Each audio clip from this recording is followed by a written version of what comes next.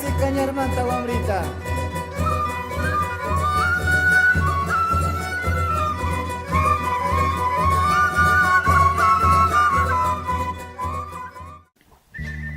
Hice esta película en el año 2013 pensando en 3 auditorios diferentes. Primero es mi familia, quienes son, hablando francamente, harto de oír de mis cuentos como voluntario del Cuerpo de Paz en una manera muy esporádica y desarticulada.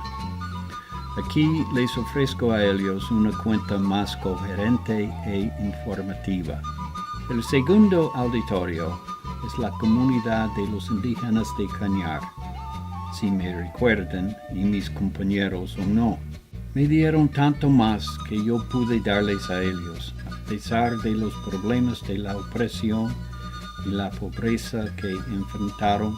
Me gusta creer que no me censuran demasiado por abandonarles después de solamente 2 años de compromiso a su causa. Dado otra vida, me gustaría pensar que no les dejara otra vez tan bruscamente.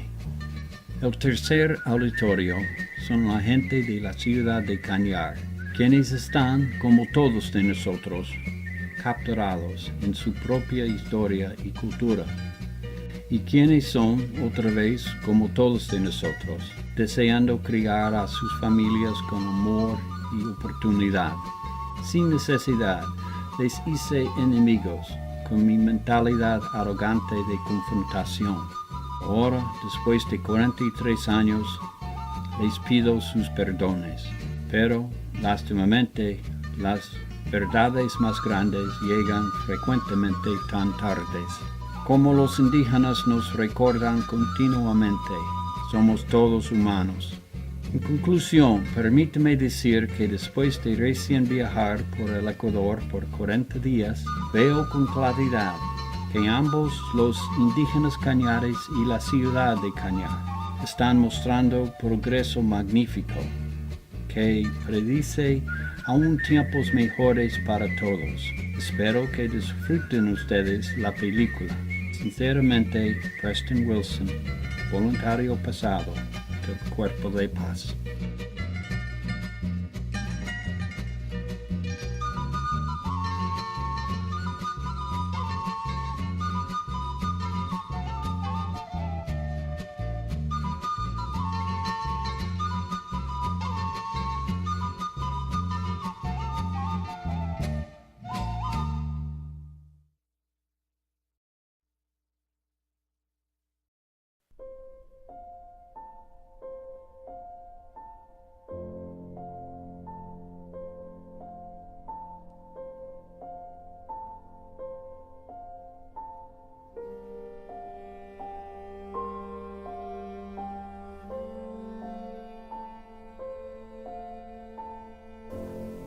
In October of 2012, my wife Beverly and I flew to Quito, Ecuador, for a 40-day trip to see what changes had occurred since the days of our collective Peace Corps experiences from 1968 to 1973, and to try to awaken our fading memories of those experiences. What we saw amazed and generally delighted us. From its deep colonial and feudal roots, in 40 years, Ecuador appeared to have broken through into the light of the modern age. It also had grown impressively in population, from about 4 million to around 14 million, Quito itself having grown from around 500,000 to more than 1.5 million today. Also, with the discovery and exportation of vast oil deposits in the jungle region east of the Andes Mountains, and now under the leadership of their elected socialist president, Rafael Correa, the Ecuadorian people have decided to make something of their country, not just for the wealthy whites, but for all classes and ethnic groups.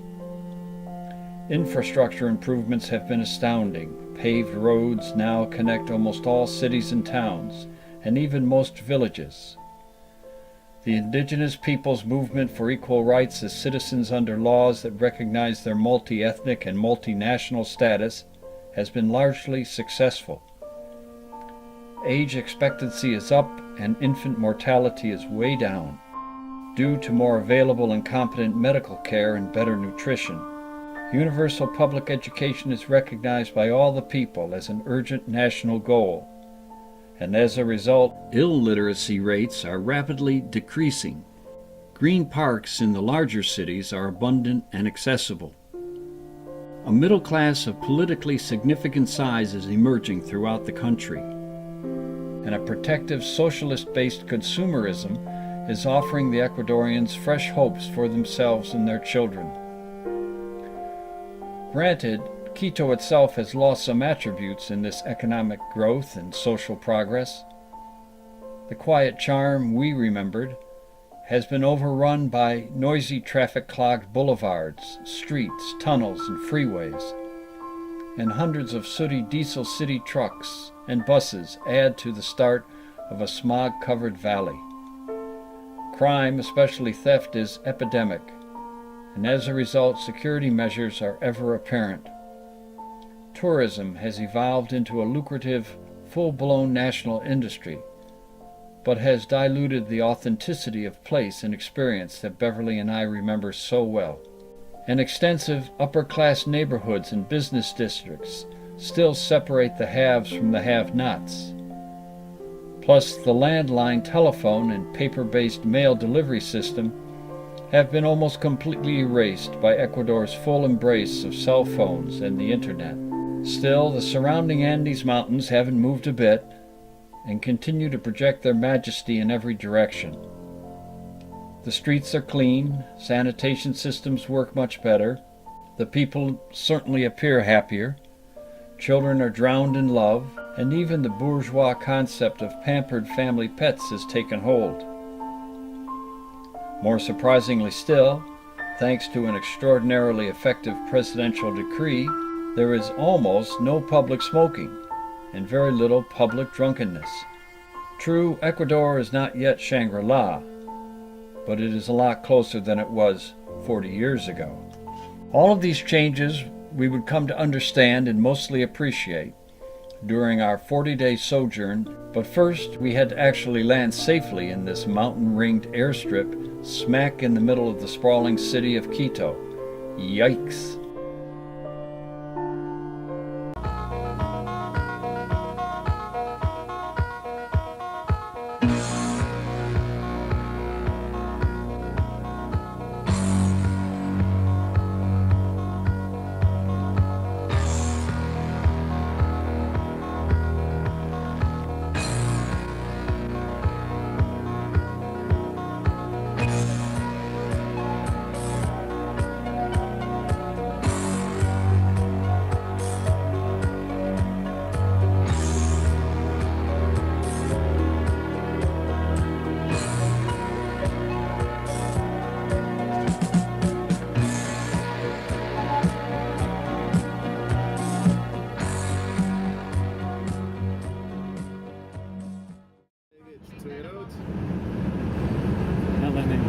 Check. Minimum.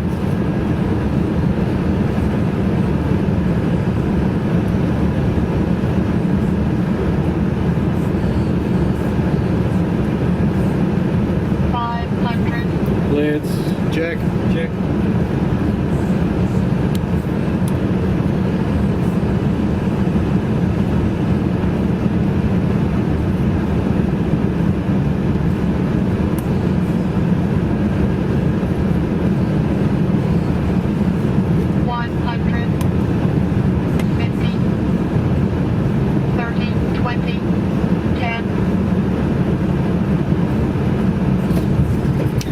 Spoilers deployed.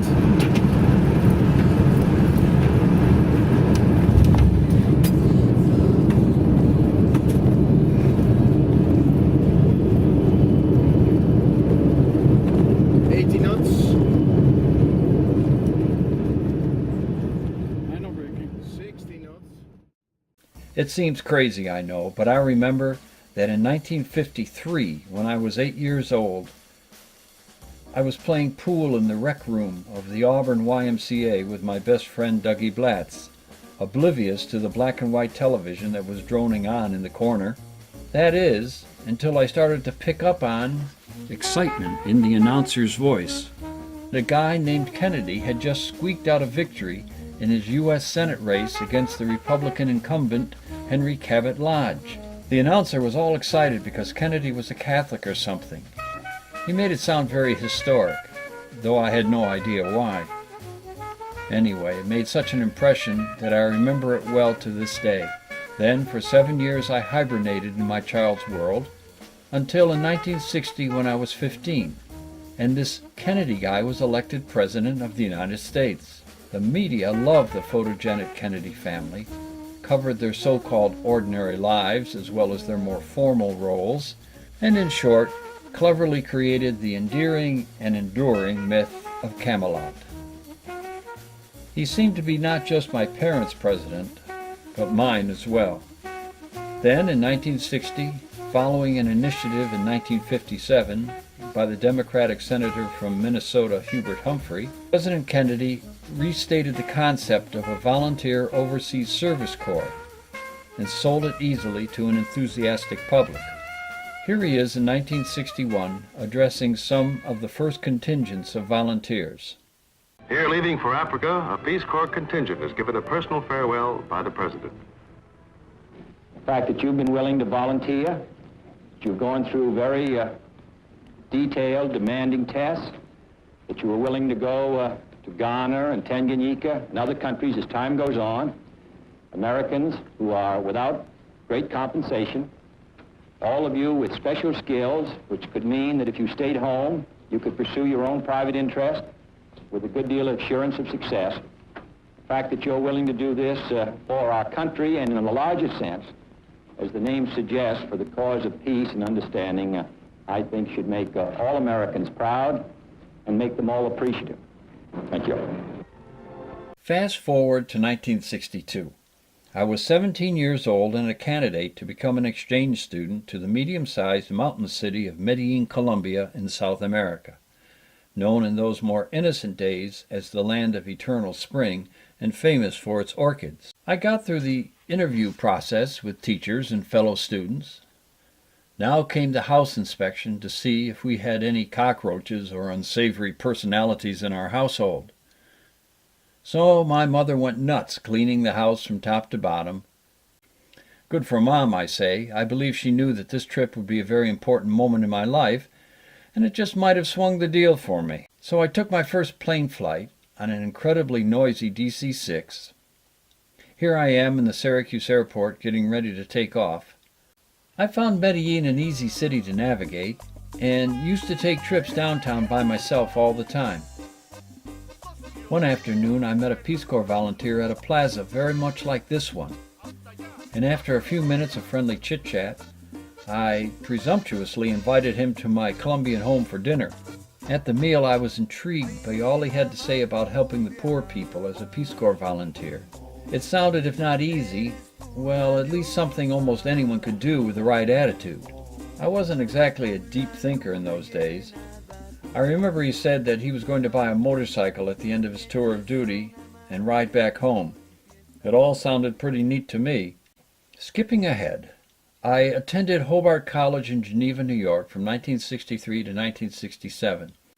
I had started out as a science major because I was told that was where all the good jobs were, but had switched to English at the start of my junior year. So I graduated from Hobart in 1967 with a BA in English. Not thinking of teaching, really, just drifting, kind of like Benjamin Braddock in the pitch-perfect movie The Graduate. Because a vision softly creeping left its seeds while I was sleeping, and the vision that was planted in my brain still remains within the sound of silence. Like Benjamin, I was just going with the flow. So graduate school appeared to be the path of least resistance. Maybe I'd be one of those tweedy pipe-smoking English professors. Maybe I'd write the great American novel. I was so frustrated that I decided to follow my old dream and with only a vague hope applied to the Peace Corps. Little did I know that the nation's and my generation's agony of 1968 was just around the corner. So I went to the sprawling Ohio State University for my M.A. in English Literature. I did give it the old college try, struggling to digest a Dickens novel a week, slicing and dicing literature, writing totally pedestrian essays, attending seminars. It was just more of the same, except at a faster pace. But though I was painfully lonely, I didn't exactly live in a vacuum. In 1968, the Vietnam War was a constant preoccupation of the nation, and the war was not going well at all. Then I lost my student deferment and assumed I was on the verge of being drafted. It was not that I didn't have options. Newsweek was telling me not to go. Student protests were telling me not to go. My own conscience was telling me not to go. However, it was the venerable Walter Cronkite who convinced me fully that I should not fight in that murderous and unjust war. To say that we are closer to victory today is to believe, in the face of the evidence, the optimists who have been wrong in the past. To suggest we are on the edge of defeat is to yield to unreasonable pessimism.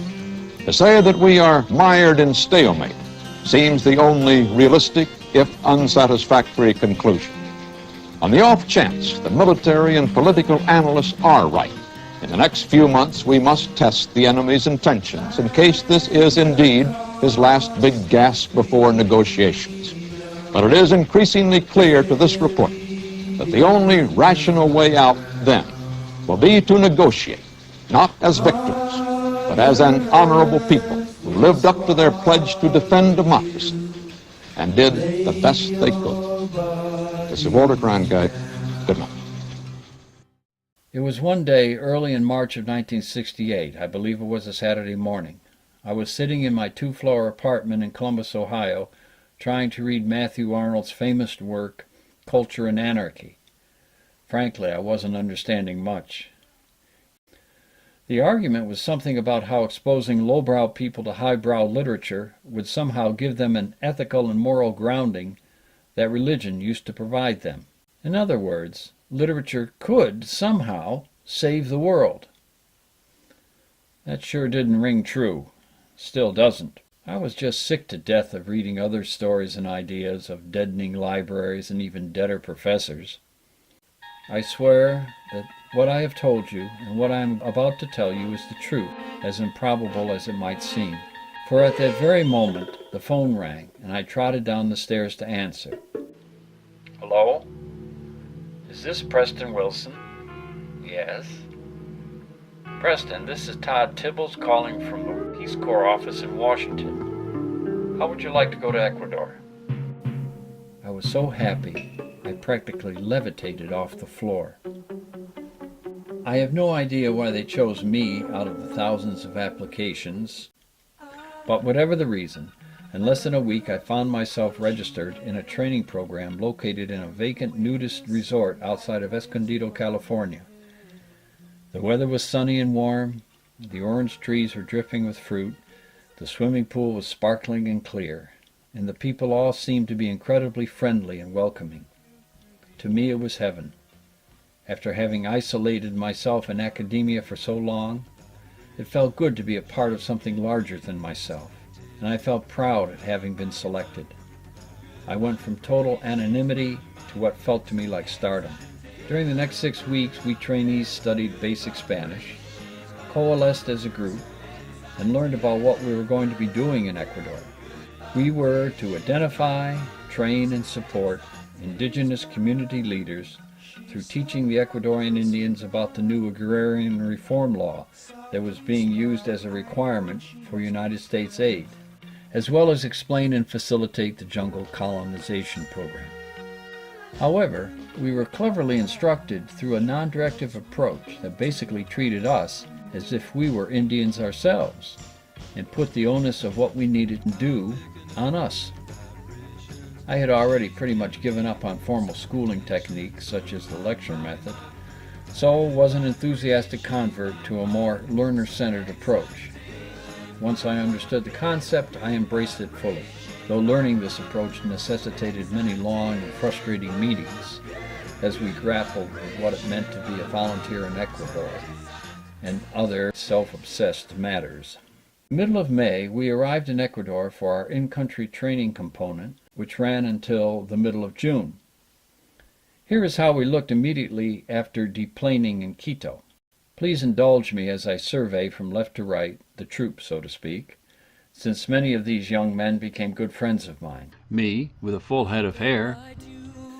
Bob Henderson from Lawrence, Kansas, who became a development guru of sorts and worked with me in a training program in Montana. Bill Cinquini from San Francisco, who became a conscientious volunteer and a Christian evangelical. Mark Nadell from Staten Island, who became a conscientious objector when he returned and worked in a hospital. John Lowry from Washington State. Bert Steves from Iowa. Bob Dannemiller, who also took the grand motorcycle ride home. Chuck Creasy from New York City, who was the only true adult in our group. Milton Koch from Atlanta, who as a natural leader also impressed us all with his guitar playing, karate skills. While in Ecuador, he found Jesus and became a lifelong evangelical Christian also. Daryl Diedrichs from Nebraska, who chose to work in a separate business program in the city. Ted Jones from Delaware, who was an excellent jazz drummer and a very funny guy. Alan somebody, who left for home after a short while. Sam Barish from Pennsylvania, who marched to his own beat. Hank Wetzman from Michigan, a co-worker in Kanyar. John DeGroot, who also entered a business program in the city. And Chuck Lippy from Minnesota, an intrepid volunteer who braved the wilds of Kanyar and married a wonderful Ecuadorian woman. We were straining at our leashes. Our in-country training consisted of each of us living in an indigenous village with a family to see how it felt to exist in a really foreign culture. For myself, it didn't feel very good, since I elected to live in the jungle in a tiny village called Chinibimi, about 2 hours' walk outside of Puyo. The family I lived with took excellent care of me, seeing that I appeared to be as helpless as their little baby girl. They observed my skinny state and fed me high-protein eggs and store-bought canned tuna fish, probably afraid that I would drop dead under their care. This is hardly an honest picture. Maybe I thought that my friends and family back home would think that I had handily chopped a tree down with just my machete. I couldn't navigate the trails, couldn't hunt, couldn't build a house out of bamboo and thatch, couldn't paddle a dugout canoe across the river. Even the children were more useful than I was. But I could drink chicha when forced to at communal gatherings and became very adept at throwing up afterwards. Chinibimi was a humbling experience to say the least, but primarily because of a lack of reasonable alternative, I survived and was sworn in as an official volunteer with a commitment to serve for 2 years.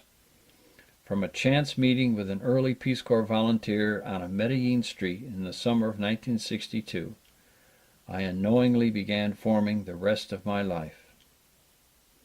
However, for me, the allure of the jungle had pretty much worn off.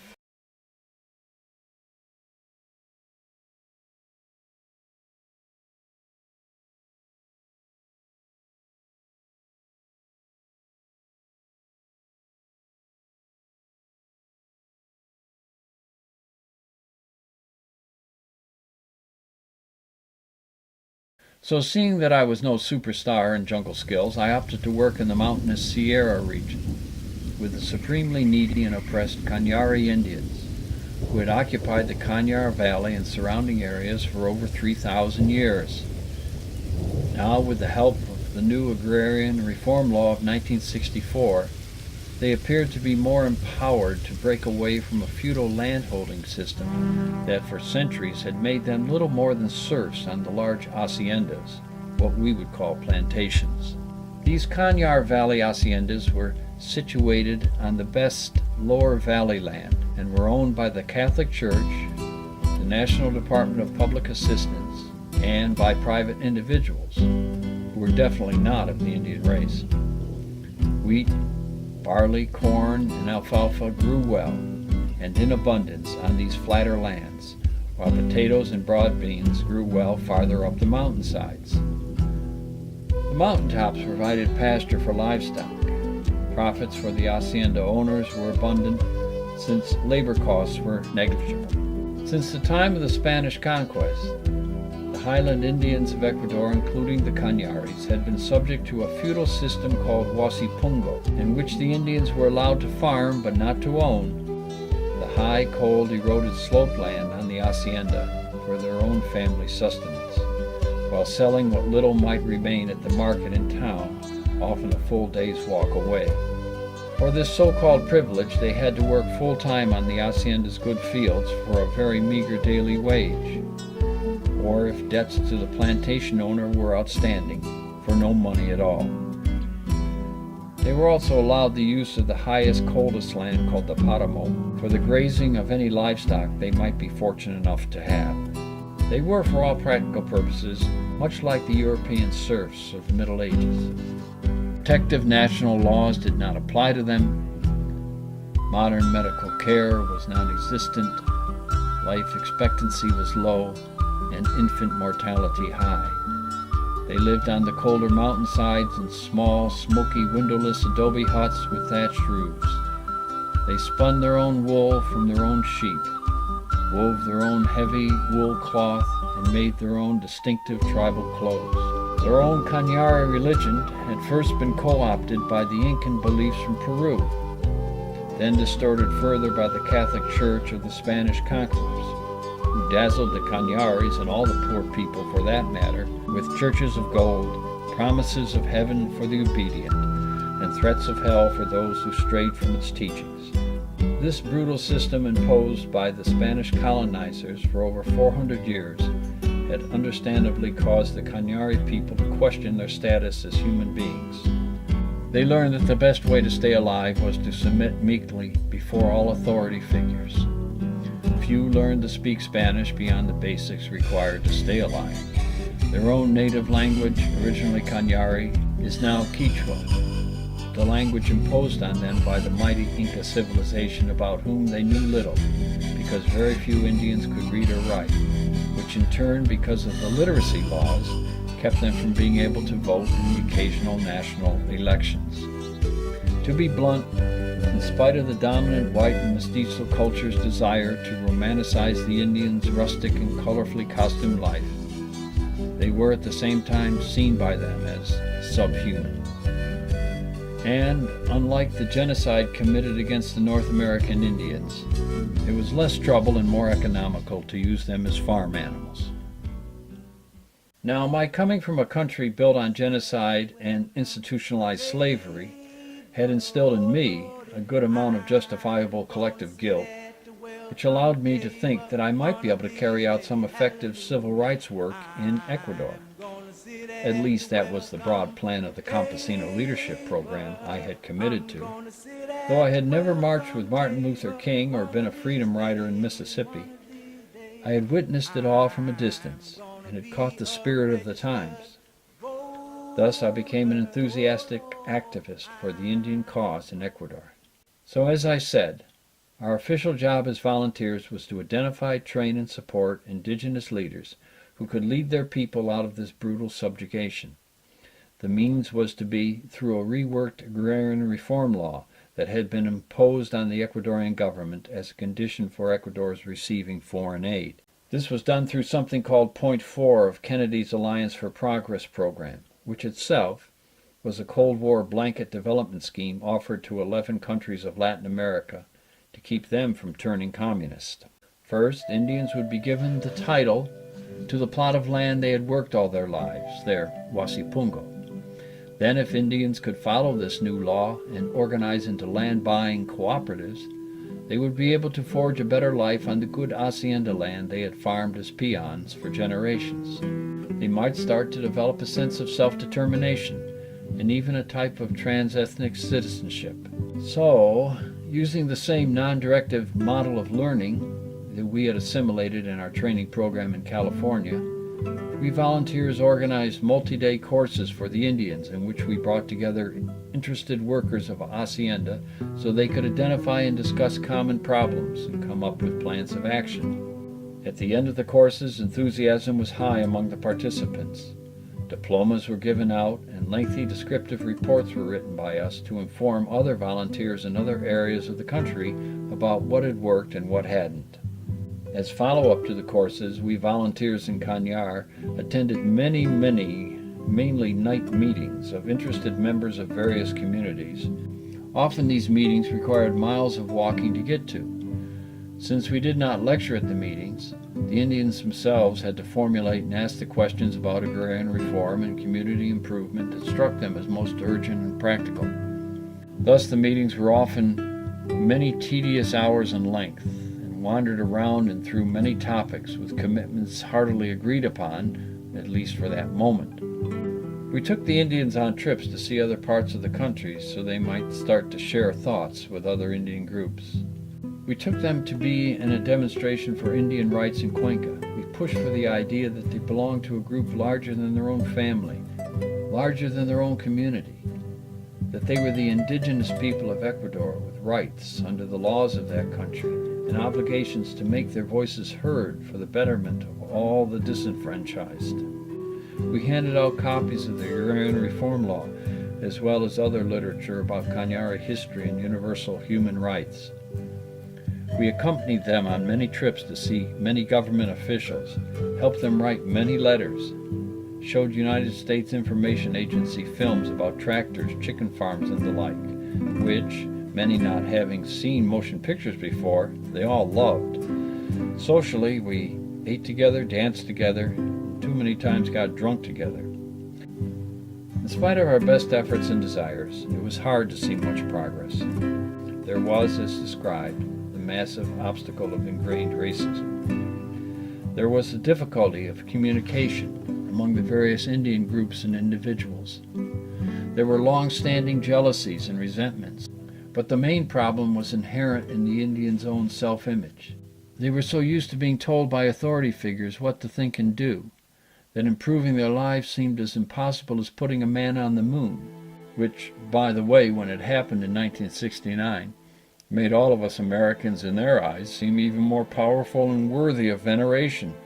But little by little, leaders arose among the groups, papers were filed with the government, and some cooperatives were made legal entities. Though by the time our Campesino Leadership Program ended in 1970, only a small number of cooperatives had been able to buy hacienda land for their members. Even today, the agrarian reform in Ecuador has not fulfilled what the law once promised.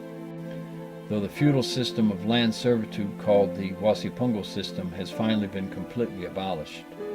Still, if we had been totally ineffective in our goals, I believe the blowback we experienced from the town of Kanyar would not have happened. First, the town of Kanyar was hostile to our work and personally unfriendly to us. Fortunately, our house, located close to the Pan American Highway, was separated from the town by a ravine and stream, so Indians did not have to brave public exposure and insult when they came to see us. And though most of the people of this cold and beat-up outpost of around 5,000 were hardly better off than the Indians, they held firmly to their sense of superiority over them by dint of their alleged white bloodlines. To them, Indios, a derogatory term, lived like animals, wore coarse clothing, were stupid, couldn't read or write, and spoke Quichua, the worthless language of the vanquished Incas. So the argument went. The people in town, yes, were poor perhaps, but at least they were not Indios. Yes, they were mestizos, but they were definitely not Indios. This was no more apparent than on Kanyar's weekly Sunday market days, when Indians would bring in what little produce and livestock they had managed to raise on their miserable plots of land and hope for some kind of serious price to be offered for them. Wives would pray that their dispirited men would not waste it all on a potent alcohol drink called trago, an often adulterated homemade distilled sugarcane concoction. We would frequently see a man passed out in the gutter of a street or on a trail, with his wife standing by him to protect him from robbers and other such indignities. Then sometime during the cold night when he came to, they would trek back home with what little money they had left to continue their sad lives of subsistence and resignation. As foreign volunteer aid workers, our living conditions, though light years away from those of the Indians, were Spartan.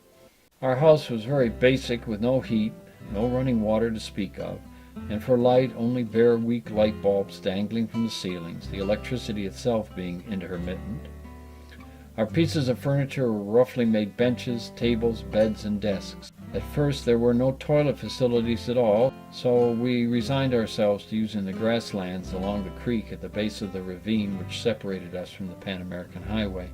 Finally I got in gear, designed, and with the help of my buddies, built a mighty outhouse, though we mainly used our house more as a hostel for ourselves and the Indians. Once in a while we would try to cook a meal in a makeshift kitchen. I hate to admit it, but Susan Klein, an excellent volunteer in the artisan program, often got stuck with the task, as did other random females who might be visiting and took pity on us poor males. When we cooked, so to speak, we often had bread, or mortadella, which was a kind of processed meat roll, tuna fish on noodles, maybe French toast if we felt daring, fried eggs on rice, and a gourmet meal of ketchup on spaghetti, store-bought cookies, Ecuadorian instant coffee, Pepsi-Cola, and bottled water. Oh, and bananas. Lots and lots of bananas. Needless to say, we tried to eat out as much as possible, either in a restaurant or on the run right there in a store. The Indians would often take pity on us and feed us their own substantial food of potatoes and corn and hot soup, and every once in a while a guinea pig. On my occasional trips to Cuenca or Quito, I would eat a complete one-dish meal called a churrasco. Heavenly. But eating most anything really in Ecuador in those days carried risks. Once at Alan's goodbye party pig roast, I almost died during the night of food poisoning. For regardless of how well or poorly we ate and drank, we were bound from time to time to get poisoned or come down with intestinal parasites, which made hours-long bus trips with no toilet along the way an especially challenging ordeal. The Peace Corps nurse, Marian Briones, would dispense iodoquil, and we would start the contamination cycle all over again. Though we were young and vital, health problems constantly plagued most of us. Once, after finishing an arduous hike in the Campo, I arrived home to immediately come down with what I found out later was the worldwide Hong Kong flu. Luckily, a Norwegian missionary stopped by in his Jeep and offered to take me to Cuenca for medical help. But when we arrived, it was apparent there was so much flu that few, if any, hospital beds were going to be available to me. Then the Norwegian missionary, whose name I have unforgivably forgotten, offered to let me stay at his home, even though his wife was pregnant at the time. He set me up in a fine, clean room with a private bathroom, and for 3 weeks nursed me back to health. One night I was delirious with a fever of 105, so we had the Peace Corps doctor come to attend to me. They applied their principles of Christian love to me without complaining or wanting any compensation. Being a 2-year in-and-out volunteer, I was impressed with their lifetime commitment to carrying out the teachings of Jesus. Still am. My thanks to them were, from their religious point of view, appreciated but entirely superfluous. My second cousin, Sandy Taplin, a volunteer in Bolivia at the same time, wasn't so lucky. She and her husband, Fred Smith, had trained together with me at the same camp at Escondido, but in different programs. They had been assigned to Bolivia. On August 26, 1969, I received the following note from her husband. Tuesday, the 21st of August, 1969, 2 p.m. Dear Preston, I am in the Quito airport for about 30 minutes on my way to Buffalo to bury Sandra. She died Tuesday a.m. of a brain hemorrhage, a random act of Dios. Please say a prayer for her. I hope your work and health are both well. Write me at 41 Park Drive, Rexford, New York. Perhaps we can see each other soon. Love and peace, Fred. Her death shook me up considerably, and I stayed in mild shock for days, feeling the sadness and unfairness of it all. When I visited her parents in Miami that Christmas, I learned how much my Uncle Preston blamed the Peace Corps for not discerning that Sandy had a circulatory problem before sending her to a place with such high altitude. He was very bitter. In the final months of my Peace Corps days in Kanyar, I facilitated a school partnership building project in a nearby Indian community called Chaglaban. After so much work in consciousness raising and political gamesmanship, I was eager to build something concrete for a change, and this fit the bill. The school was built relatively quickly and was inaugurated in the early summer of 1970. Then in the final weeks of my tenure, a fellow volunteer, Bob Henderson, and I were offered the opportunity to work in a training program in Montana for new volunteers as so-called experts in explaining the various programs available for the trainees in Ecuador, and to spread a little of the gospel of non-directive teaching. To get ready, we toured the country in our own Peace Corps Jeep, watched sheep and pigs get their badoobies lopped off, interviewed coastal volunteers in Guayaquil, and generally assessed the needs of other programs that trainees were going to be plugged into. It was a lot of fun and a great break from the grind of Kanyar. But back in Kanyar, where George Mowry, another volunteer, was now living alone, things were not so enjoyable. One day a band of town high school boys and various miscreants asserting their ever-simmering anti-Americanism, this time ostensibly because of a visit to Ecuador by world power broker and corporatist David Rockefeller, surrounded our house, threw stones through some windows, broke in the door, and started to clean out the place. Our music collection and record player, along with my tape recorder and different odds and ends, were some of the items taken. George was forced out of town on a passing bus. What they were hoping to find was beyond me. Perhaps a transmitter with secret codes to Washington? For we were forever being accused of being CIA spies. The irony is that if we had been spies, we would have ratted out ourselves for being too leftist. But in reality, they were allowed to intimidate us by the political elites of the valley, who did not want us messing with their indios. It was, I admit, a simple and efficient method. Because after just 2 training groups, the supposed elite campesino leadership program collapsed. I had been too young, too inexperienced, and way too imprisoned in my own culture to really understand what was going on in Ecuador. I look at this photograph now and wonder what I was thinking.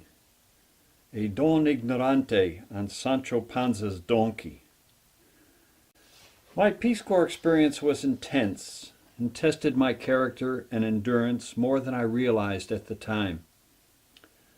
I believe I acquitted myself reasonably well by Peace Corps standards, but never to this day have felt that I stayed the course long enough, nor tried hard enough, to make much of a difference one way or the other in the crushingly serious day-to-day lives of the Cañari campesino.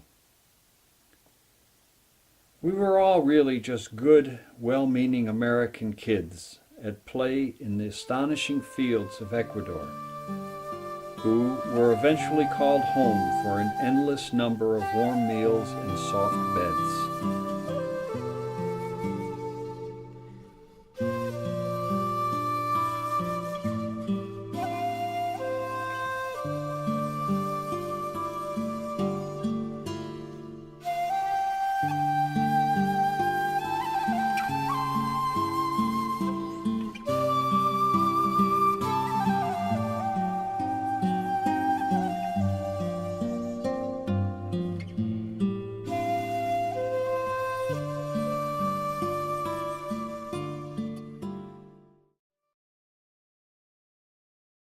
Back home, I taught English language arts for 40 years to high school students in my hometown, working with people I understood pretty well and whom I felt eminently qualified to influence. My wife Beverly and I built a house in the country and have raised 2 lovely children. We now have the luxury of time and a yearning to travel.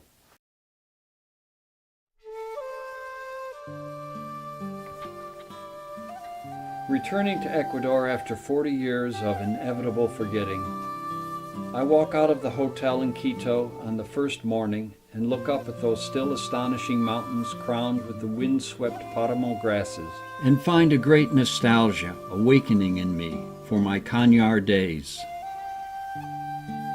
They are so close, and I find that I have an aching desire to climb them. I find I have missed the overpowering beauty and scope of the Kanyar Valley with its sweeping vistas that cannot be fully captured in any photograph. I want to walk again with those brave Kanyaris who showed such quiet dignity while living under the most horribly oppressive circumstances. I miss shaking the calloused and cracked hands of the men, extending unexpected courtesies to the women, and smiling at the shy children, their clear eyes shining with brave expectations. I find, most confoundingly, that I miss it all.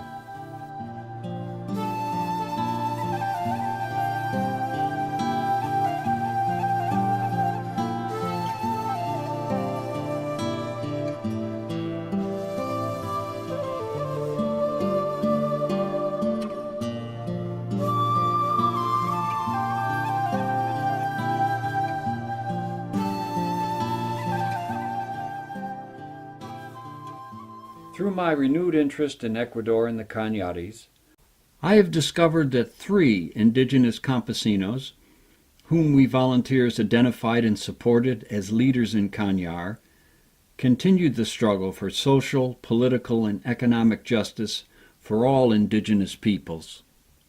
It would be nice to think that they achieved their success because of our program. Nice, but delusional. They were set on their crusading paths long before we arrived. We just walked alongside them for a short while. In 1967, Antonio Quinde from the village of Kilauec in the Cañar Valley had been instrumental in the formation of one of the first and one of the most successful land buying cooperatives in Cañar. In 1972, Antonio became the first president of an all-indigenous political and cultural organization called Ecuador, which in Quechua means the awakening of the indigenous peoples of Ecuador, which over time became one of the 3 most powerful ethnic rights movements in Ecuador, and paid its dues for its recognition as such. Since its inception, 4 members of Ecuador have been killed in land disputes with state and private authorities. With leaders like Taita Quinde, for he now carries the title of a wise elder, who have inspired indigenous people everywhere to think and act boldly, Ecuador has taken in the past 40 years giant strides towards full equality in what Taita Quinde hopes one day to be a fully multiracial, multinational country. His community of Kilauec has prospered greatly in the past 40 years, and today is recognized as a model of indigenous governance and vision. On June 6th of 2012, Taita Antonio Quinde spoke at a conference of indigenous leaders in Cuenca, a major city just south of Cañar. These were his concluding words. La Pachamama es la madre tierra que nos da vida, alimenta, nos honra, vivimos en seno de ella. Por eso tenemos que ser respetados y tenemos un pensamiento colectivo. Es un sueño desde hace 40 años porque tenemos historia, cultura, religión, saberes, filosofía. Tenemos que reconocernos en nuestra propia historia y saber de dónde venimos. No somos indios ignorantes como nos tratan la clase dominante y los gobiernos de turno. Por eso, con mucho orgullo decimos que somos cañares, saraguros, paltas, más pueblos que aún vivimos con dignidad. The second leader was José Buñay from the tiny village of Sixihuaycu in the canton of Cañar, who, like Antonio Quinde, knew that the life of the Cañari people had to change. Like all parents everywhere, he wanted his children to have a better life than he had had so far. So when the Peace Corps braved the isolation of the Cañar Valley in 1966, José, like Taita Quinde, was already on board. He had attended 2 courses on agrarian reform organized by the Campesino Leadership Program, one in San Antonio and the other in Santo Domingo de los Colorados. He believed in the power of communication and language and started a basic but eloquent campesino newspaper. Jose was an official social promoter, explaining in Quechua to various far-flung villages the law of agrarian reform and introducing the idea of progress for the poor. He wrote and spoke forcefully to all who would listen about the impoverishment of his people and his vision of the future. Sadly, Jose passed away in 1985, but his legacy lives on. For I read online in the Cuenca newspaper El Mercurio the following article published in 2009 under the headline, Names of Personages of Cañar Immortalized. The City Council of Cañar resolved that streets of the city carry the names of Juan Jose Buñay and Lino Pichazaca Guaman, who in their time and in spite of social adversities raised their voices and acted to bring better days to their people. I should add here that the aforementioned Lino Pichazaca was known to me as a hard-working, soft-spoken, self-possessed, literate, even meditative Indian farmer who commanded the respect of his community of Kiluak and other Indian organizations throughout the valley. He had traveled through the United States studying development schemes and was the president of the Kiluak Land Buying Cooperative. A true progressive, he labored all his life for the betterment of his family and his people. There it was. 2 progressive Cañari Indian leaders now had streets named after them in their former enemy's city. Obviously, big changes have occurred since I first walked Cañar's dusty and broken streets. It has grown from around 5,000 in 1970 to over 16,000 today in 2013, and has gone about transforming itself into a more modern city. The streets have been repaired, and the central plaza now reflects a proper town with pride in its appearance. The old market has been replaced by a new covered structure. Roads now connect almost all the cities and towns, and passing through Cañar no longer gives reason for travelers to look with sadness upon the once uncared for and lonely village. Integration of different ethnic groups, as here in the high school Jose Peralta, is now a happy reality. A museum in the city of Azogues, the provincial capital, a branch of the prestigious Casa de la Cultura in Quito, now exhibits Cañari artifacts and explains the history of the Cañari people through compelling exhibits, lectures, and performances, and an organized archive of photographs, documents, books, and articles. A satellite of this museum has just recently opened in the city of Cañar itself. Among the dignitaries at the center's inaugural, Senor Vinicio Vasquez delivers words of congratulation and gratitude to all contributors, and Padre Victor Vasquez, who grew up in Cañar and was a teacher of Mayor Belisario Chimborazo, also offers words of praise and blessing. In addition, La Senora Judy Blankenship, shown here during Carnival, is now coordinating the development of a special digital archive at the center, dedicated to documenting the history and general culture of the Cañari people.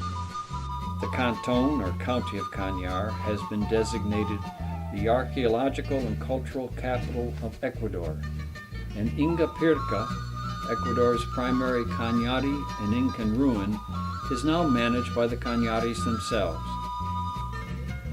New bilingual schools continue to be built by and for the Indian communities, so that Quechua will live on, and so all young people of whatever class or race can have more equal opportunities to advance themselves in their communities. The people of both the town and the countryside, and of all ethnic and racial groupings of Ecuador, have awakened to the long arc of history and have steadily been coming together in a spirit of reconciliation.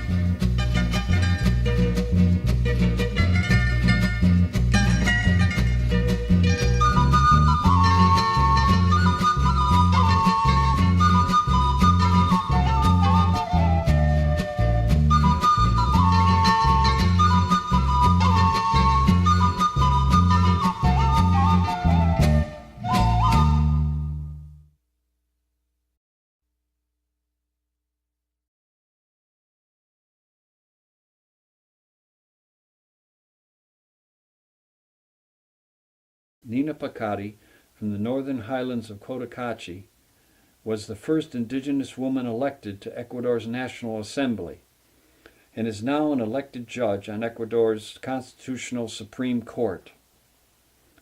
Along with many other indigenous leaders, she believes in, and I quote, the construction of a plurinational state that tolerates and encourages diversity among different groups in society.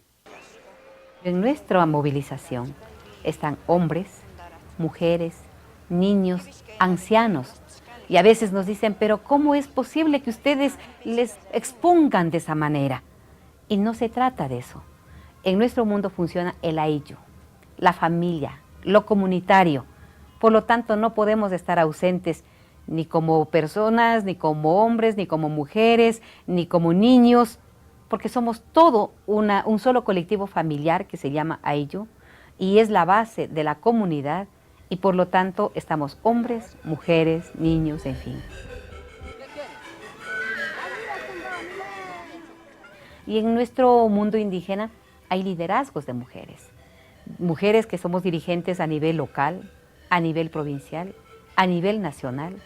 Presidimos las organizaciones, es que no somos solamente de mandos medios o solamente para la cocina. Hay compañeros hombres que están cocinando y encargados de la alimentación, así como compañeras dirigentes que están encargadas de lo que tiene que ser el bloqueo de carreteras, el obstaculizar las carreteras, por ejemplo, que sería un trabajo para hombres, pero no, lo hacemos las mujeres.